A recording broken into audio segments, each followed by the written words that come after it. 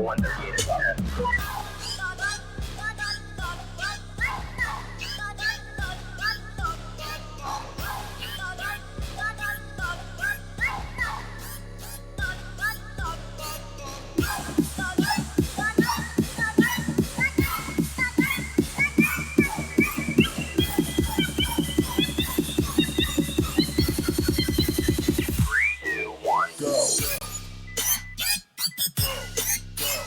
Hello, everybody, and welcome to a special edition of the Para OR Normal Guyz.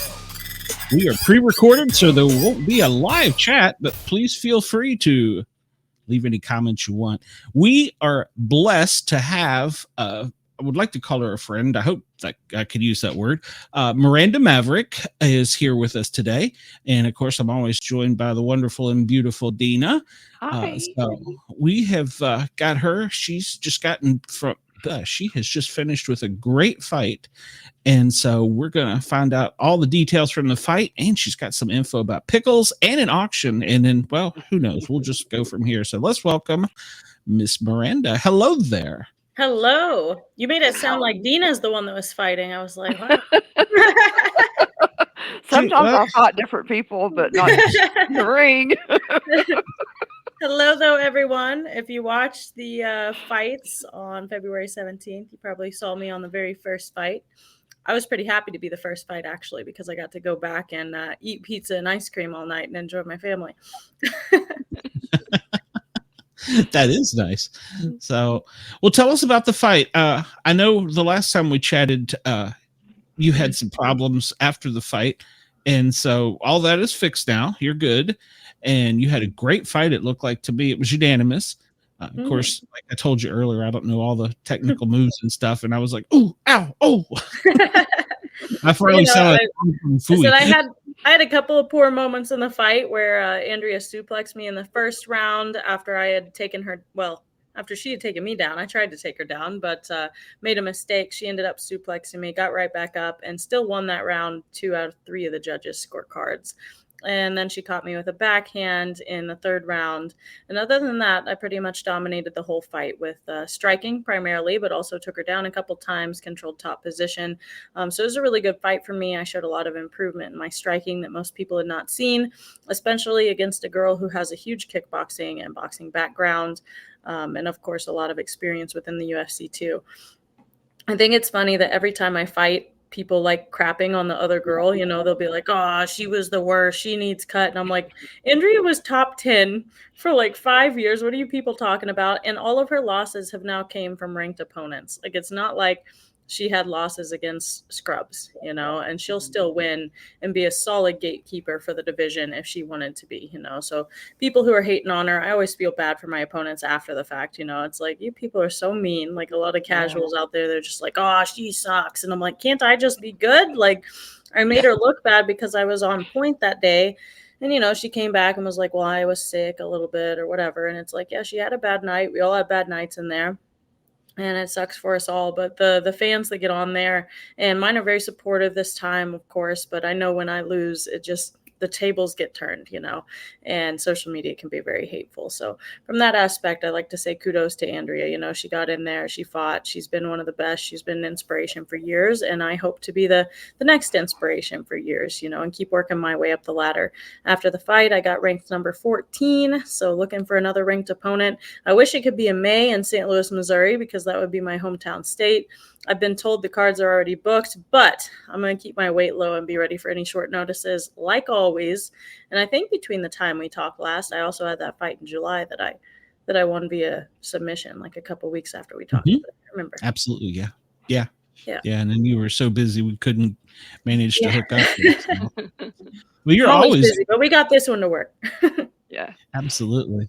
Yeah, you're always on the go. If you're not training, you're at I guess teaching others and you know, doing speaking engagements. And did you ever think you'd be in a spot like this where you were so in demand?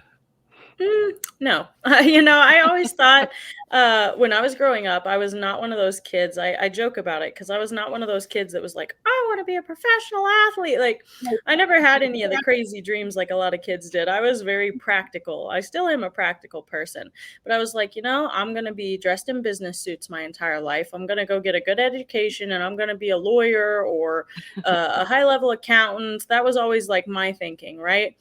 And then when I hit junior in high school, I had like this career development class that I decided I was going to go shadow an accountant. Most boring day of my life. Oh my God. And I was like, this is Imagine. the worst. Yeah, this is the worst thing ever. But I love math, right? I still love math. I'm very good at it. And it's rare for like females within the field of mathematics, right? So I was like, I still want to do something like this. I'm intrigued by psychology of people. And so I have my master's in IO psychology. I decided from a junior on that that's what I wanted to do, industrial psychology, be part of employee development and stuff. And it happened to be that I'm not really into employee development anymore. I got a call from my boss that is my current boss from the Hershey company, the chocolate company. And now I work as a statistician for them in my day-to-day job, right? So I don't get to dress up all the time. Instead, I get to sit here in sweats and hoodies and whatever I want to wear, which is pretty nice. And the athlete part just kind of came as I got my education. It was very random, very different. And every day I look back and go, I can't believe this is real. So, That's very cool. yeah. Yeah. Go ahead. I was going to say, you hit on something there about women in certain businesses. Yeah. I remember when Ronda Rousey came out and everybody was like, I don't know, a women's division. I think now the women's division is more popular than the men's. What do you think? I don't think it's more popular. I mean, we can kind of see that in the number of female fights to male fights across the cards, but a lot of it's due to population of the fighters, right? Like I always say that this is one sport where it's harder for the men. And that sounds silly, but by that, I mean the competition level is so much greater for the men because there's so many more men in the sport, right? Only the top like 1% of men get into the UFC, I would say. And I'd say the top 5% of females get into the UFC, which is a pretty big gap if you look at it across the sport, right? So I've always said that part. However, it's harder for the females within the gym, us training, us getting the respect that we need, especially with the exploitation that fighters do of themselves. A lot of female fighters go out there and sell their bodies online and stuff, and for local promotions and things, it makes it to where they're way more successful than those of us who don't do that kind of thing. Or talk crap all the time. You see the most popular people, and that's because they're the most hated people, but it also makes them the most loved somehow. So it makes it hard. It's like you can be a good fighter, you can be a good person, but usually that's not going to make you the most famous. And I try to put myself in the category where I'm good enough that I still get enough popularity to have a platform to do what I need to do, to represent God, to represent the good things that I want to represent without just being quiet and never saying anything without getting any popularity. You do have a good platform. I mean, the things you do stand for. I love the fact that you give kudos to your opponent. I mean, that's one thing that's rare is the sportsmanship. Yeah. I mean, that I see a lot. Yeah, especially in public, right? And a Yeah. lot of fighters are different when you meet them in person versus in public, which, is part of the game, right? It's part of the persona, like I said. But yeah, sometimes there's some rude people, and sometimes there's some of the best people you meet within MMA. So people that are like, oh, everybody in the sport is great. I'm like, that's not true at all. Yeah. But there are, just like normal people, there's the bad apples and there's the good apples, and there's most of them that just fall somewhere in between. Right. And I hope that I'm a good role model and fall into the better category, but I try to get out there and teach when I can and kind of share knowledge. My passion is more for teaching the women and the kids, just because I think it's more practical for them in day-to-day life and having to protect themselves and having that confidence to be able to protect themselves.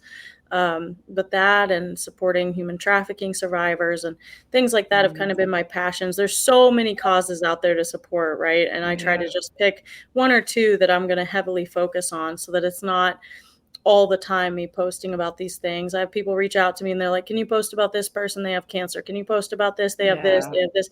I probably get 3 requests a day. And I'm like, I'm really sorry. Like, I will pray. I hope for the best, but I have to pick and choose the things that I support, that I want to stand for. And I try my best to, donate where I can, but I'm not the richest person in the world right now. That has to be difficult to try to turn someone down like that. But I mean, Yeah. you can't. You just can't support everybody that Yeah, asks you. I exactly. mean, And it's like if I know them and I was close with them or something, that's one thing. But if it's a stranger, like my great grandma has cancer, I'm like, listen, yeah, like there's also 5-year-olds with cancer that I would rather right. support. And that sounds mean and bad, but I'm like, I have to pick and choose. I can't do everything. I'll give them a share on a story or whatever. But that's Yeah, probably the hardest thing of what I do is dealing with when I have to say no, even though I don't want to say no. It's yeah, one thing to be like, ew, you guys are gross. No. It's another right. if I'm like, wow, I really support what you're saying or doing. I just don't have the time or the energy or the resources to support it. Yeah, and it's good that you. I mean, at least offer a prayer for them.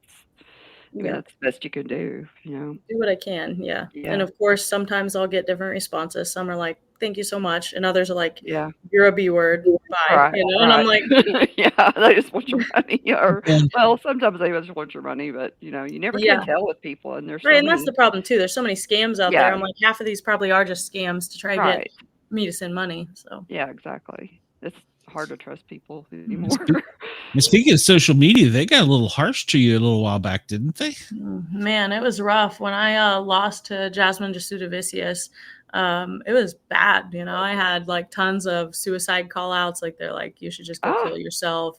You oh made my, me lose thousands of dollars. You're not worth anything. Like just so many hateful things, And then even when it's good stuff, like it'll be vulgar comments every once in a while and messages and I have to block people. So you get the whole spectrum. But overall, I have a very good support system within my fan base. And honestly, since becoming part of the card collecting group, they have been amazingly supportive. Like it's been crazy to me, like not just in my gear and stuff, but if I'm doing something for a good cause, they don't even care if they're my fans. They'll go in there and they'll put $5, $10, they'll buy something. And yeah, not for me to make that clear, but for whatever auction I'm running, or they'll share something or they'll like something. And at first when I started, there'd be little comments, that were not vulgar, but like on the flirty side and stuff from some of them, but they have been nothing but respectful for the last few months. They're awesome, super supportive group. So I'm glad to have found that new fan base as well in the last few months and kind of include that within my audience. that's good. Well, that's because we're nerds.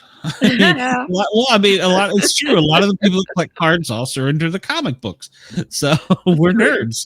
True. Typically, nerds aren't mean, so yeah, Normally, but I'm a pretty big nerd, so I don't know. yeah, that's true. Well, we've got to get you. What was it? Taylor Swift and Kelsey got a comic book. I'm going to lobby for you to get oh a comic yeah, book. Yes. that Hey, would that'd be be pretty good. good, especially with my name. We could make something out of that Yeah, name and the farming. It could be yeah, something the cool. Hey, pickles. I Pickles. will lobby. I have an interview coming up with the artist and company Tidal Wave that did Taylor Swift, Travis Kelsey. I always get it confused. Yeah, Um, thanks. and we got him because of Dolly Parton and my connections to East Tennessee. But then they did that one, and I'm like, okay, well, we're still going to talk about Dolly because that's a great topic. But I mean, Yeah, like an 80-year-old woman in a Dallas Cowgirl cheerleader, how can you go outfit? How can you go wrong with that? So I get that, but we're gonna hit the other things. So I will definitely put a bug in there. So Hey, that'd be pretty awesome. My new thing with the cards is when I get time, which, might be 5 years from now. Just kidding.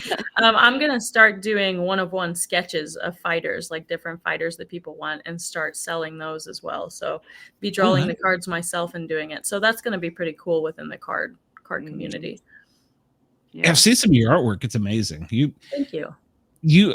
How do you, well, I guess, how do you keep such manage to keep lines so straight and everything after being hit in the head so many times?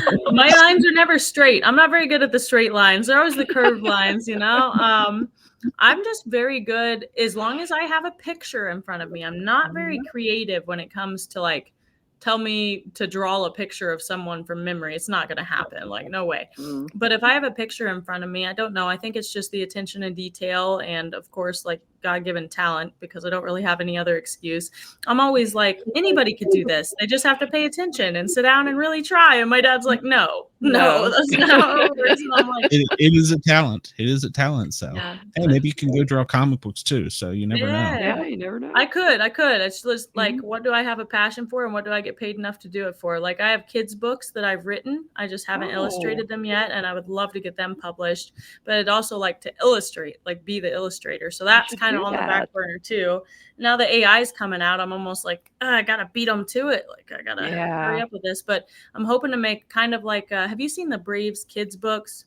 Yes. The new like conservative more books. So they're kind of like that. Like each one of my books has like a little lesson to them, and I don't want it stolen, so I won't say the full name on here, but it's going to be like river critters kind of thing, and it's going to be like each animal has like its own little lesson with it and stuff. So that's so cool. Yeah. I would love to do something like that myself. Yeah. So you said river critter? No, I'm just kidding. I'm kidding. We're big into the Bigfoot and ghosts and all that stuff. We have a guy on here that's pretty successful in the Bigfoot community. He decided to do his artwork from Bigfoot looking out, like kids' stories, like the kids are in the woods. And so I thought that was a cool idea. So Jason's working on that one. I think it's almost done. He's done his own comic book. So very nice. That's pretty cool. Here's the nerd in me. When you're teaching, I was thinking about this the other night. Do you ever work with law enforcement? And because law enforcement has some programs training ladies how to protect themselves. And I don't know if you've noticed, but we're in a dangerous, you could be out jogging and be killed by somebody. It's a hot topic in Georgia right now. And I think that would be a good idea. I know I'm not trying to press you, but have you ever thought about something like that? It's great. I have two views on that. One, I love police officers. You guys will see me sporting blue line, red line, all that, all first responders. However, I will say that most of their self-defense programs absolutely suck. And that's because a lot of police officers themselves go through not very, what am I trying to say, rigorous training, right? I think that there should be requirements for them to train jujitsu, a certain level of it to where they're intermediate, at least with grappling, being able to get someone taken to the ground without like hurting them and being able to restrain them properly. We see so many videos that get police officers to have bad raps because of the poor training that they have within that. And I have been, instead of just teaching, I used to go to seminars so that I could learn how they're teaching, right? And also to see if I could improve my own techniques. And some of them are so bad, honestly. Like I watch, and I remember being a teenager and going to this seminar that police officers were holding for the community. And they're teaching you how to do grip breaks. And they want you to partner with people your own size. And I was like, no.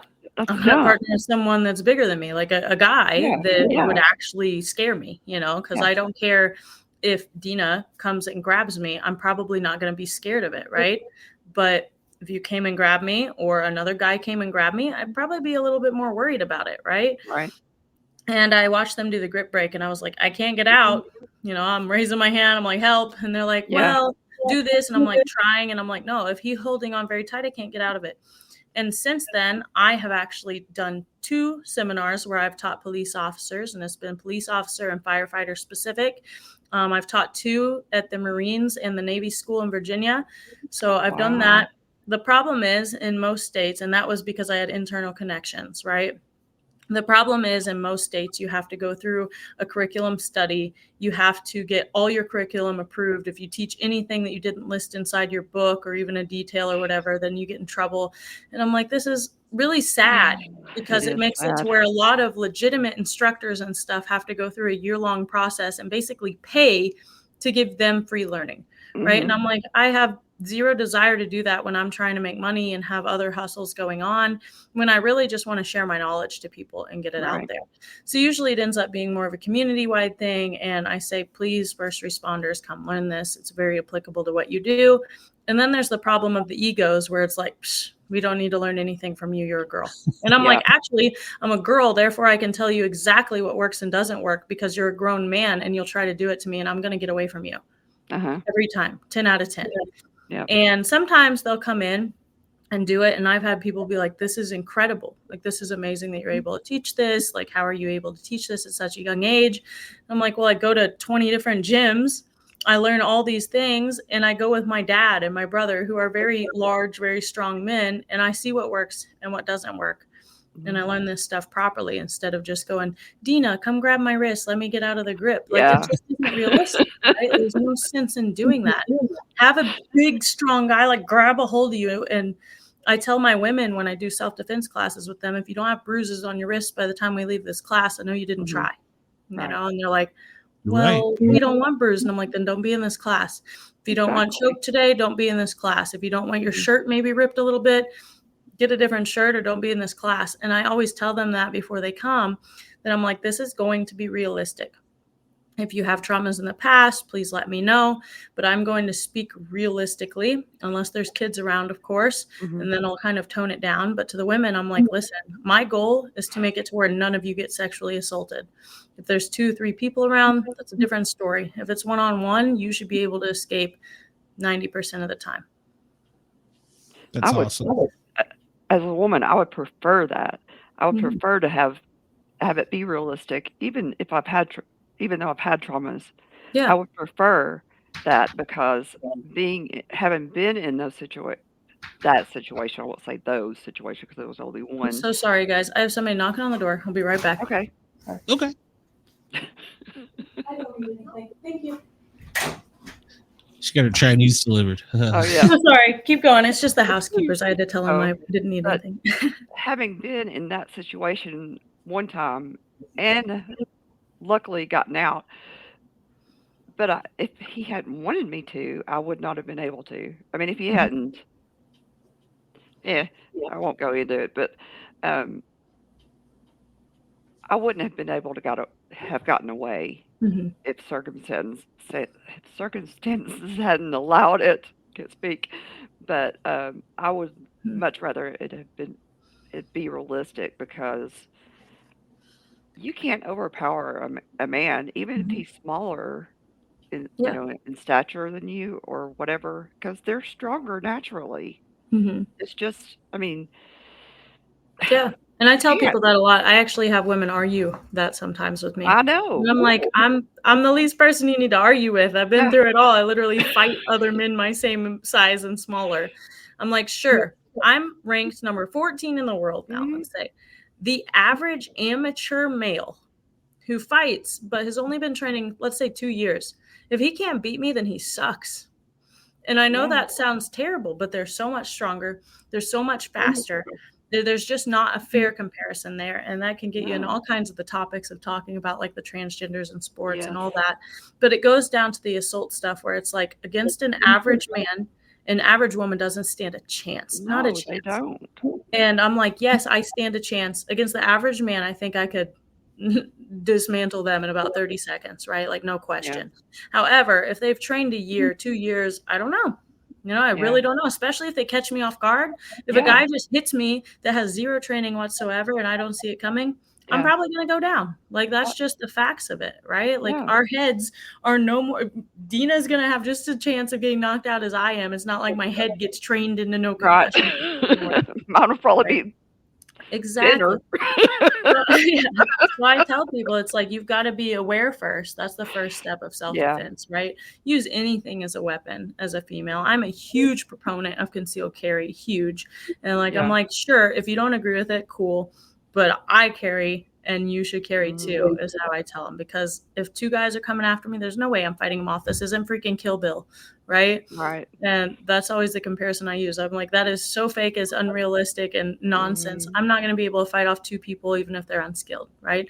Unless they're children, right? So and even some of them you can't fight off. I mean, the elder boys, I mean, some of them are huge. I mean, but I don't mean to go down that whole topic. I'm sorry for going down the little. No, and I'm glad you did, because it's an important topic, But just like you were saying, Cam Newton. I don't know if you saw the video here in Atlanta. He was teaching a kids football class, and 7 guys decided they were going to jump him. Cam Newton, and he took him out. I mean, it was all on video. I mean, it wasn't like the police ended up coming in and assisting him, but it was crazy. It was like, he's there helping the community and he's attacked. So yeah, you're absolutely right. You never know. Of course, Yeah. now he's getting crap because he was laying teenagers out, but they were aggressors. He didn't know at the Yeah. moment. So I mean, you never know. It could happen tomorrow. So, and not to get back on the topic, but if you remember, I'm the disc golf guy, and one of the disc golf players went from the male division to the female division, and it was contested and fought. Well, they finally won it in court. The females are all quitting now because they can't compete. I mean, if you don't win, it's like golf. If you don't win over the weekend, you don't take home $10,000. So what's the point of going to compete if you know, now, and he sucked in the men's division, so I guess that's why he had to go there. Don't get me going. So it's not fair. I am not for that at all. I mean, in any sports, and people are like, well, if it doesn't have to do with pure physical ability. And I'm like, yeah, even those are perfect examples of sports where it's like, that may not look like from the outside that it's physical ability, but there's a lot of physical ability put into that, right?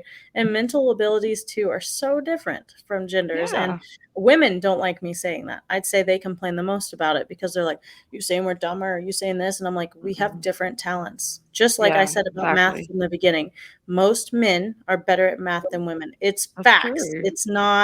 It's not me being like, women are stupid. Yeah. Meanwhile, women have more caring, more motherhood abilities. That's why most women are teachers. They have ability to work with children a lot better. They have ability to be more emotional and better at that analytic side there, where men often have a more, what's it called? Not practical, but yes, pragmatic stance when it comes to like numbers, science, etc. It's not a stereotype of, they won't hire because they're women. It's because the talents are different. And it's supposed to be that way. We're each supposed to have our own individual God-given roles, right? It's not like, well, I think Deana just sucks at math, so I'm not going to hire her because she's I'm going to not hire her because I saw she's a woman. Right. And I'm like, if you were great at math, I'd be like, great, hire her. She's great at math. I talk to my husband and we joke about it, but people are like, Miranda runs the relationship. And I'm like, I really don't. I was like, even though that's probably what it looks like from the outside because I'm the more talkative or I'm more popular, whatever you want to say. I'm like, whatever I run, he allows me to run. And I make it that way. And people, who aren't godly or whatever, like, why? That's ridiculous. And I'm like, listen, I believe that the man should be in charge of the family. They should be in charge of the relationship in terms of leadership. Like, I should be able to look to my husband for more than just protection, And it's like, I'm a fighter. Cool, I can protect myself, but I still feel a lot safer walking beside my husband. Right. And he says, Miranda, you handle the taxes. You're better at that. And I go, okay, thank you. I'll handle the taxes. I'm better at this. Right. It's like, if he was like, no, I don't want you doing this, I would not do it. If he didn't like me fighting and had a good reason for it and was like, I'm uncomfortable with you rolling with men, here's why, I'd talk to him about it first and be like, well, I don't agree with this, here's why, And if he still was like, I don't care, I don't like you doing it, I'll find a way to support, I'd be like, all right, done. And it goes into that whole like sense of equality with women. And it's like, they don't want equality. It's all bullshit. Men don't want equality. Do you want to go buy the engagement ring? Do you want to go buy the flowers? No. Heck no, you don't. You just want equality when it comes to your benefits. You want equal pay without doing the equal work. And I make so many people mad by saying it, so I kind of keep it quieter now on social media at least. But I'm like, that's what I believe. That's how I feel about it. And that's not just how I feel. I know that that's how it is. Because if I argue with any feminist, they lose. Like they do. Because we get down to the core of it. And I'm like, you're not actually believing what you're saying. You just want that when it works for you. And that's how it works there. I think you're right. I think it's true. They don't want equality. They want more than equality. They want the control. Yes, the control. And they want to have their cake and eat it too. Yep. They want to be able to do what they want when they want, and also want the man at home to be at their beck and call and not do what he wants when he wants. Right. And also want him to be a manly man at the same time and go do man things. I'm like, you can't have a John Wayne and then also have like a little dweeby guy who goes, yes, ma'am. Right. No. Right. You're right. It's just, it doesn't work that way. Nope. It's crazy. You know, being the guy in this conversation, I agree with you wholeheartedly, even though I still believe you could kick my ass. So, Well, I had somebody yesterday. It was so funny. He's actually an MMA coach, and he's like, "Do you think you could whoop Pete's butt? Like realistically, let's have a realistic conversation right now." And I was like, I don't want to say no, and I don't want to say yes. You know, Yeah. I'm like, well, if he hit me before we got to the ground, he'd probably win. He's like, but would he be able to hit you, or would you see it coming because he's a lot slower than you? And I'm like, all right, realistically, I could probably whoop his ass. Yeah. And I'm like, but that doesn't mean, like I said, I still feel protected around him. I walk down the street with him. Nobody's thinking about, oh, I'm going to take that girl. Like, no, that doesn't happen. I walk down the street by myself, and that's probably half of the thoughts of all these bad people out there. And I'm like, I feel that too. And when I teach myself defense, the woman's like, are you really like worried about stuff? You know, like, you know how to fight. What do you have to be worried about? And I'm like, 2 guys, a weapon, being caught off guard, being in the dark. It's not like people know who I am. They're going to come up and get me and just say, I don't look like a fighter. I'm not some huge freakazoid muscular woman, which is so funny when people meet me. They're like, oh my goodness, I expected you to be so much bigger. And I'm like, what exactly did you expect me to look like? Like She-Hulk over here? Like, no. How tall are you? I'm 5'3.5". Oh gosh. The half counts, by the way. I like including the half, you know, but I don't want to lie and say I'm 5'4". Right. I'm 5'10". My daughter is 5'4". Okay. So she's I'm an tall. Amazon. I am an Amazon. I played basketball. My little sister's 5'7", I think. So she's significantly taller than me. And everybody always jokes. They're like, how's she so much bigger than you? And I'm like, oh, I got the short end of the stick. Tiny lady. Your sister is also getting into the MMA, isn't she? She did for a while. She fought 4 amateur fights. She did very well. She's very talented, and she still trains with me. Like when I'm in camps and need a training partner, she comes and trains. But she's decided to just focus on career path and do it that way. Basically, she was like, this sucks. And I was like, yes, it does. You know, when she started out, I always joke, and I'm not meaning to insult her in any way, but when she started out, she didn't really know what she wanted to do in life, really. You know, she was like, oh, I'll go get my associates. Don't really know what I want for career. Nothing sounds good to me. I hate it all, you know? And I'm like, okay. And so she finally was like, but I know I'd be decent at MMA. If you can do it, I can do it, you know? And I'm like, all right.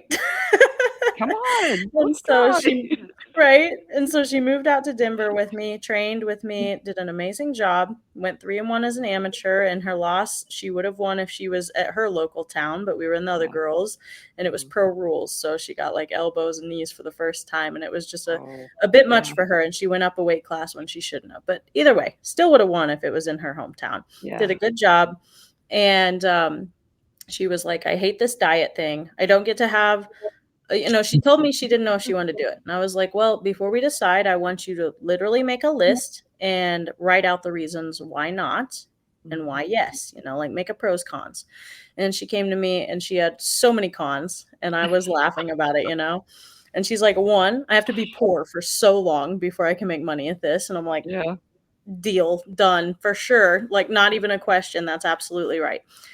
2, you know, she's like, I have to diet almost all the time, and I don't get to eat with family or friends or Isaac, which is her husband now. It's like, I don't get to eat with him. I don't get to eat with family. I have to skip holidays. I have to stay away from home. I don't get to travel. I'm like, yep, those are it too. She's like, I also just hate not eating because I don't like dieting and I don't like this. So I was like, yep. And then the training, she's like, I can't even have a good job because of my training schedule. Like, I have to train in the morning, train at noon, train at night.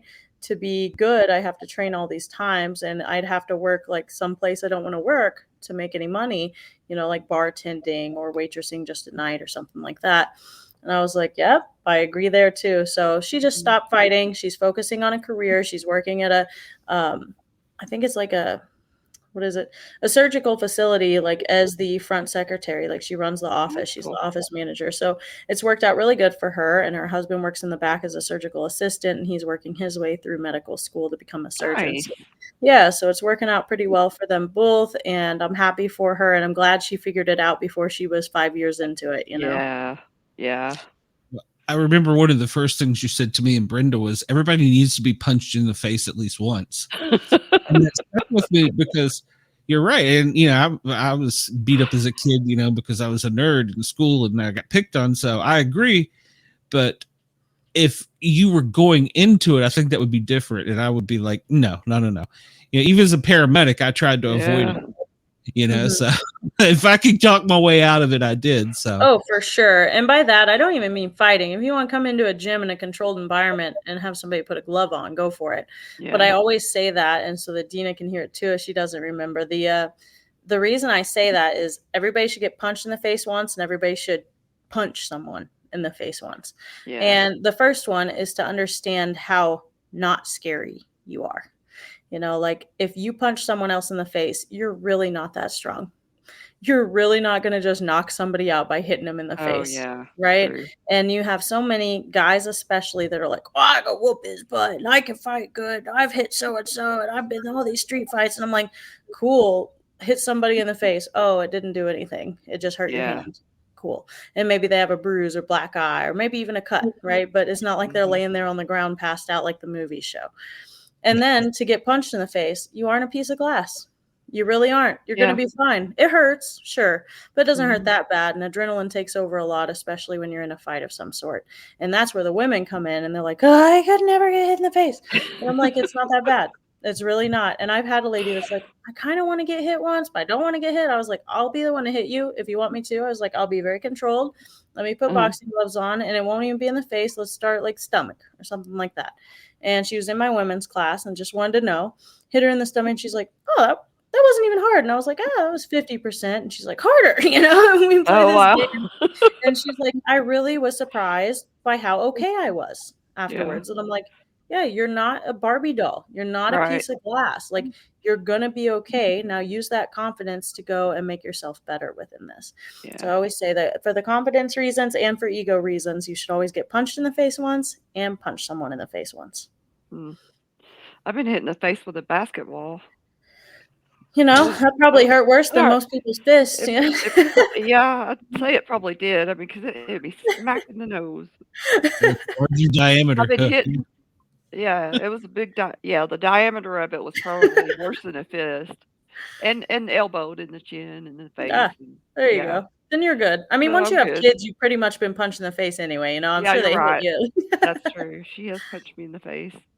I've got a tiny terrorist now running around the house. He's almost 3, and so careful what words you say on these broadcasts. You might get completely edited out. Yeah, true. Yeah, he's a midget wrestler that's almost taken me out a time or two. We'll leave it at that. He's cute. He's cute, but I swear that boy is he's boying. Good Lord.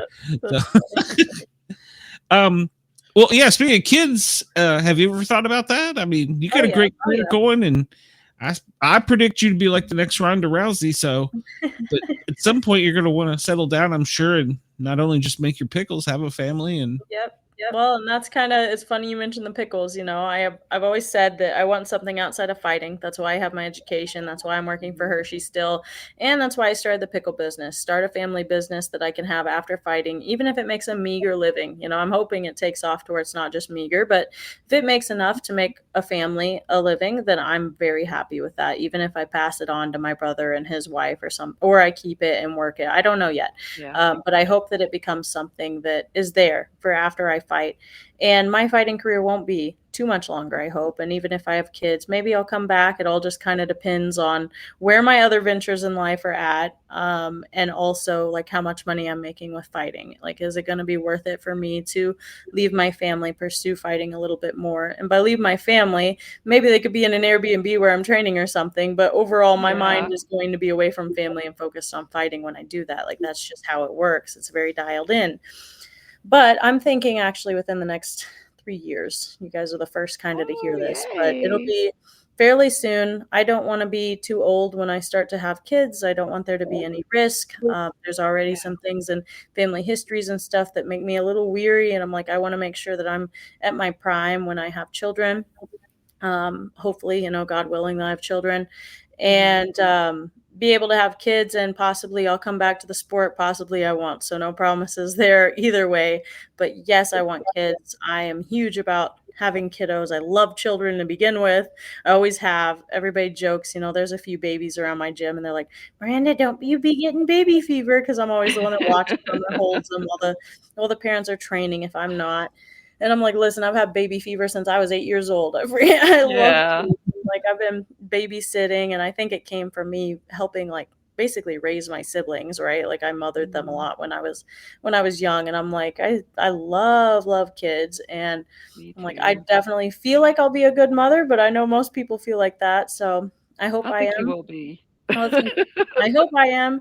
And my husband and I are both ready to have him anytime, but I'm the one pushing the stop button, just holding on to it, waiting for my career to get to a Yeah. point where I want it to be and be able to invest in things properly to where I can have a good life for them. I don't want to be, and this isn't an insult to anyone listening or you guys, I don't want to be the parent that works the 9 to 5 and has to leave my kids every day.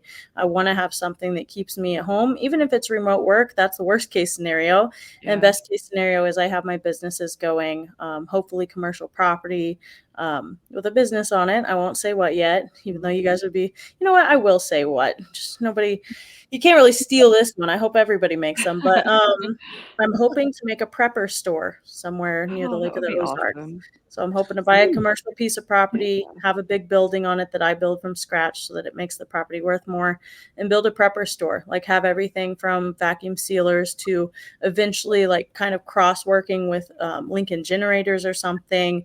Make it to where you can go to me and order bunkers, and you can put them in, like all this stuff down to little stuff like homesteading stuff, the pickles, right? Hey. See, Bulk that's foods, things awesome. like that. Yeah. Yeah.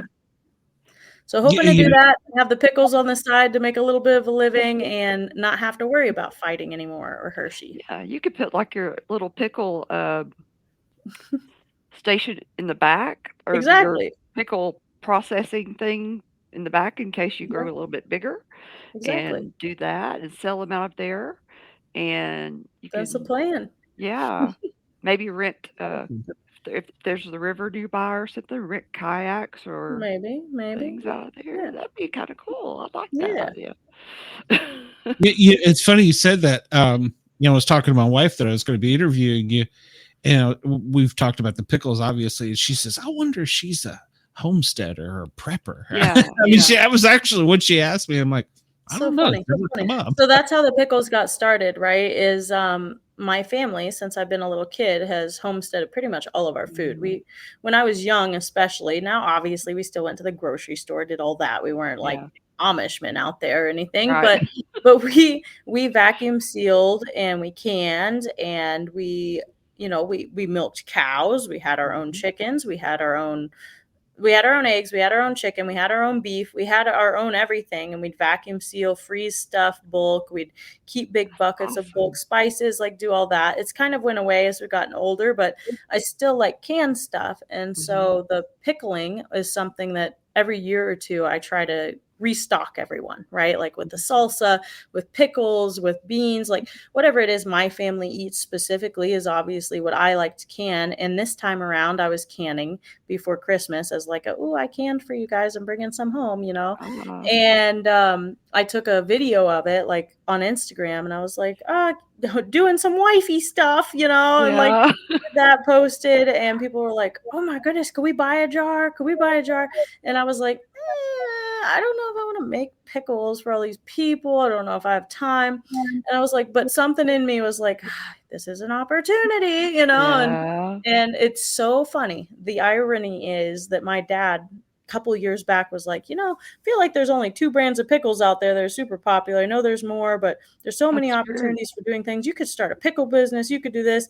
And so it was like a Mhm. mention thing. Yeah. And when this happened, I was like, ding, I was like, maybe this Mhm. is like that knock on the door, the little nudge by God, Yeah. that's like, go do this. And so I made a post, and I was like, if I made pickles, how many people would buy a couple jars? How many people would eat these pickles? And I got like 30 responses back within the first hour. And I was Wow. like, well, looks like I'm gonna try to make some pickles. so I started doing it, and of course it has evolved a lot. Now I have uniform jars. Now I have the labels on all the jars, everything with the ingredients and nutrition stuff. Like, I've got it all figured out. I just need to get FDA approved at this point. So it really kind of just took off. But yeah, I do homestead. I wouldn't say we're full-blown preppers, but I wouldn't say that we aren't. We kind of want to be and want to grow into that. There's just not been enough money to get the prepping started yet. Now that the kids are finally out of the house, it's freeing up some stuff, but all of us kids are kind of going after our own opportunities right now. But hopefully we'll recenter back on the ranch and make our lives there. That'll be good. That'll be real good. You're still pretty close to them. I mean, I don't mean like relationship distance wise with your family, aren't you? No, I'm out in Denver, Colorado, where I train, and they're down in Springfield, Missouri area. Okay. All right. Yeah, so a little ways away, closer than I was when I lived out in Virginia, that's for sure. But currently I am. Right now I'm sitting in Kansas City getting ready to teach a seminar tonight, so I'm pretty close to them. But yeah, I'm fairly far away from them. And when I have children, when I decide to, I will move back to the ranch instantly. So that'll be where I go. And that's where everything will change. When I have kids, even if I keep fighting, I'm not going to be training 6 days a week, 5 hours a day. It'll be more like, no more short notices. Call me when you got to fight in 4 months, and I'll go rent an Airbnb and start training again. I mean, I'll stay in shape. I'll keep training, just not every day, all the time. Right. Yeah. How does that also work like for, I don't know, movie roles or acting possibilities? Do you have an agent, or do people just call you and go, hey, we need somebody? Have you had that opportunity come up yet? I unfortunately have not had that opportunity come up yet. I've had a couple documentaries and stuff that I've been a part of, but nothing big.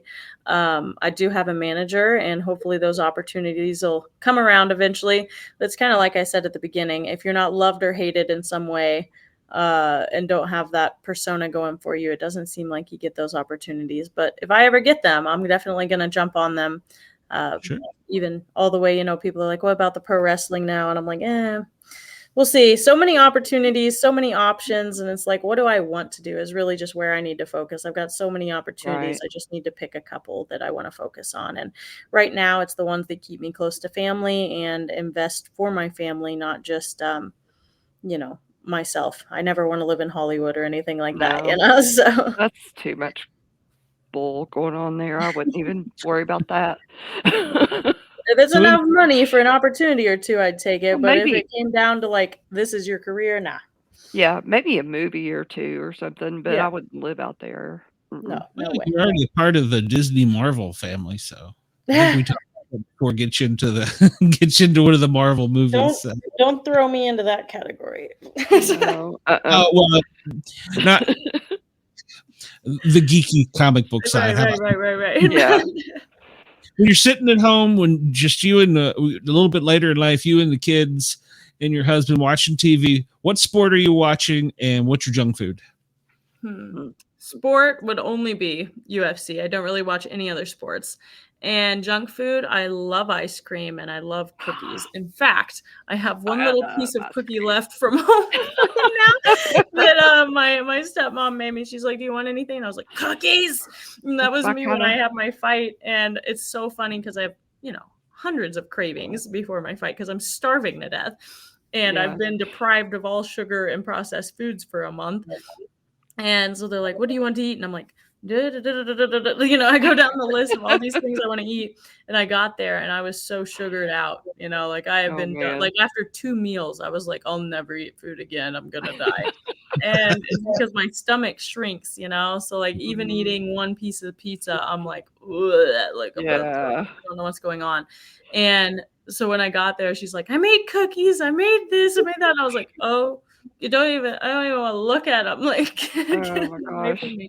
So now I have a half of a cookie left right now that I'm like, just as you could see, I have like my method of eating around the outside and waiting for the gooey middle. I'm weird like that. I'm like, save the best for last. I eat Reese's Cups like that. Oof, I love Reese's, but of course I work for Hershey, so I try to avoid those things so that I don't get into a habit of eating a bunch of chocolate. Yeah. I used to eat. Every time I go home, that's what Mom does, is gives me bags of cookies. And I swear I gain 10 pounds every time. So I used to work at a cookie store It was bad. But I was young and thin then, so That's amazing. didn't make Well, much listen, of a difference. I know you don't have a whole lot more time with us. I appreciate it. And of course, I'm always going to invite you back and pester you. Let's tell everybody where you can get the pickles. And I know you're a little bit Yeah, I'll behind. talk about the auction for a second too. So as Yes. far as the pickles, prowlerpickles.com, pretty simple. Prowlerpickles.com. I literally have 11 flavors. I know that sounds Ooh, crazy, but yummy. I have spicy flavors. So like spicy dill, spicy garlic. My brain isn't working right now. Zesty bread and butter, which isn't super spicy. It's just like bell peppery spice. Spicy barbecue, which has been a hit lately. And I also have like regular bread and butter. I have regular dill, garlic dill, sweet pickles, which are one of my favorites. I have sugar-free sweet. Yeah, so I have a lot of different ones. Oh, and sour. Sour dill's a big popular too because it's rare, right? So the sour dill, which are not my cup of tea, but people love them. People love them. And they're very good for health because they're probiotics naturally and they have nothing bad in them. It's all literally water and spices. So that's pretty awesome. It doesn't taste like it's just water and spices, but that's how fermenting works, right? So check them out. Online is all the details, prowlerpickles.com. You guys can go on there and get sample packs all the way from like little pints to quarts to half gallons, even though the half gallons are a pain in the butt to make, but the quarts and the pints are best. Cool. Well, let me ask you, have you ever thought of pickling any other vegetables besides? Yeah, for sure. I get asked all the time to do more stuff and I just don't have time right now, but I'm hoping to do pickled peppers is another one that I'm hoping to add on fairly soon. And then doing electrolyte shots because the pickle juice basically is that. I do sell the pickle juice, but I'd like to start adding like the vitamins and minerals into them to make them pure electrolyte shots and be able to sell those. And I'm hoping once I get FDA approved to put my pickle juice into breweries and stuff so that they can start making pickle shots and pickle flights so that they can have different flavors of pickle shots and sell them together. That is kind of cool. I like it. You're a woman after my own heart and stomach. There's a lot of people that I've heard rave about pickle shots. I've never had one myself, but my mother-in-law used to make your these. stuff was in there. I would take one. All right. My mother-in-law used to make, and my wife doesn't even know how to make them, these little tiny pickled onions. And she used to give us pictures of those. And I mean, I don't even know what they're called, but if you get a few of my flavors, they actually have pickled onions within them of the pickles. So part of the flavors, so like the bread and butter have onions and pickles in them, and the sweet fire ones, I forgot that flavor. The sweet fire ones have pickles and onions in them. So some of them have some different stuff, and of course the spicy ones have some pickled peppers in there with them too. So check them all out. And I don't know if we can pull clips from this. I assume we can, but I'll talk about my auction as well and would love to post that too. But the auction that I have is for all of my UFC gear shouldn't say all, I keep my gloves. Nobody gets to touch my gloves from all my fights. They go in my trophy cabinet at home. It's the only thing I keep. But if you guys want fight gear, like everything from my fight outfit that I fought in, my flag that I walked out with, my sunglasses that I wore, my hat that I wore, I have shoes online. I have a walkout t-shirt that my dad wore, walkout jackets, all kinds of stuff. It's available in my auction. If you go to fearthemaverick.com, used to be .net, fearthemaverick.com, you go to my shop and you click on the auction. It's not just profit for me. The profit goes to a company called Alight. It's actually based in Denver to help human trafficking survivors, and it stands for Alliance to Lead Impact in Global Human Trafficking. And they're basically this legal team that assists survivors of human trafficking all the way from getting their convictions taken off that basically they were forced to do by their traffickers. It helps them with custody battles for children that they did not willingly have. It helps with their financial issues, of course, when they're in court, crimes that they've committed, getting out of them, all kinds of stuff that we don't even think about as survivors that they may have that are criminal problems for them to be able to get back to their families and be safe and free, basically. So go support them, go participate in the auction. It's all raffle based, which is pretty awesome. So you don't have to be rich and you don't have to go on there and bid $800 to get a hold of something. Go on there and you can buy tickets for as low as $10 each and get a chance to win each and every item. So go check it out. it's a pretty great opportunity to support a great cause. And like I said, it's not expensive. So you don't have to be like, I would, but I'm not rich. Like, you can donate as low as $5 to the donate button if you're not even interested in stuff. And if you buy 2 or more raffle tickets, no matter what items it's for, I'll send you a free autographed picture if you don't win an item. Cool. Oh, nice. Nice. All right. Well, yeah, one thing I was going to ask you about that, and I read it again last night to make sure you don't wash any of the stuff. Some of the stuff I do, but stuff, I know this sounds really weird, but I got some people in there that find it way more valuable, like my weigh-in outfit, for instance, and that's just whatever, you know, like, Yeah.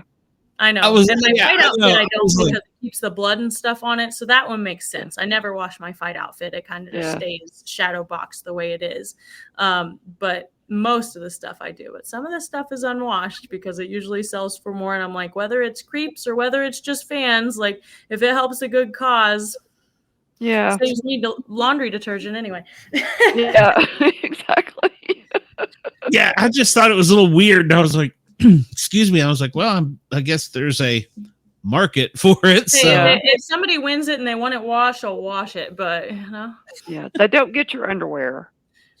Well, the weigh-in outfit, it is what it is. It's the shorts and the straw. So that one they do, and that's why I'm saying there's some weirdos out there. I'm like, if it helps the cause, I guess. But it's not like I'm doing stuff with it. Like there's some creepy requests out there, and I'm like, show me your feet, Miranda. Oh my goodness. I've had people ask me to dip my feet in my pickle jars before and then sell them to them. Oh, you're kidding. Oh, I'm not. Goodness. I'm not. They're like, I'll buy pickle juice if you do this. And I'm like, no thanks. I'm like, is it worth it? Send me a jar of your bath water. Love you. My husband's all for it. He's like, do it. Yeah. Just tell him you did it. Hell, they'll never know. Right, exactly. And that's what my dad says. He's like, just tell him you did it. And I'm like, listen, I don't even want the reputation that I will do it. So no. I know it. That's crazy. Yeah, that would be freaky. Yeah. All right. Well, take one picture of your toe in a jar and then send it to everybody that wants it like that. A bar in Alaska, if you make it to the end of this rugged 4-wheel trail, there's a bar. And when you go in, after you make it there, you find this one spot. There's a shot that has an actual human toe in it. What? And people try and get through that, whatever it is in Alaska, the rock climb and all the mud, just to have that drink. Yeah, it's a true story. Who would want that? There are weird people out there. Really? Whose toe is it? I don't. It's like a story of like some Alaskan busher that cut his toe off. These are all the people we find frozen in the mountains that never made it any further. Let's try and make some money off of these tourists. It's all the people that didn't make it. Cut their toes off. Got caught. So they just got his toe. Yeah, so well, Miranda, I really appreciate it, and I'm going to invite you back. If I ever win an eBay auction, I will be in touch. So I'm trying hard to win a card. So great. But if you guys participate in the auction or know anybody that will, please share it on personal pages and all that. Trying to get it done by March 10th is probably when I'll take it off. So plenty of time to get involved with it and everything, and hopefully we get some traction for them and be able to put it towards a good cause. And every time I try to do a different human trafficking survivor cause if I can, and of course read up about them, make sure they're not scammy or take money from them. So do the best that I can with that, and hopefully it gets somewhere. But thank you guys for having me. I appreciate it. Always have fun. Thank you for coming on. Absolutely. Enjoyed it. We love you. I hope you get a fight soon, because I want to see you, but I don't want you to get beat up. So if you ever think about hopefully Casey O'Neill or Vivian. So we'll see who says yes if either one of them do. I already Casey saw the messages, but she didn't reply, so I doubt that she wants to fight me. I wouldn't want to fight you. I wouldn't either. All right, Miranda, you have a great day. We will see you soon. Have a good one. Appreciate Thanks for everything, and we love you. Stay safe, and we'll be buying pickles soon. All right. Awesome. God bless, guys. Thank you. God bless you. Yes. Bye-bye. Bye. I love her. I love her. She's so sweet. She's She's a lot of fun too. we've interviewed several celebrities Uh-huh. in the past, and some you get a connection to, others you don't. Yeah. And I feel like she's such a down to earth, good, wholesome person. Yeah. You know, and she's always, from the first time I was really, when I first started podcasting, worried that, you know, she's never going to reply to me. Who am I? She's a sweetheart. And she took the time and we talked, and she's like, yeah, I'll come on. And so this was the third time. The second time we had some audio issues.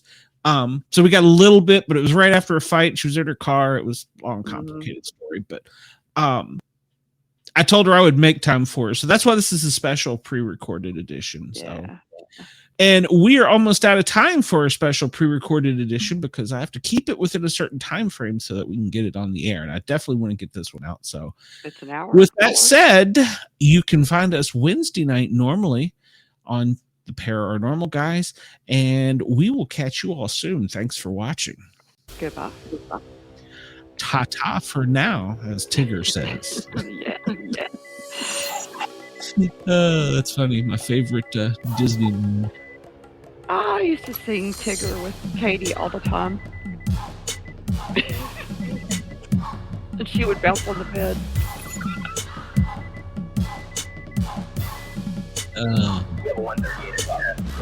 Ladies and gentlemen, we will see you soon.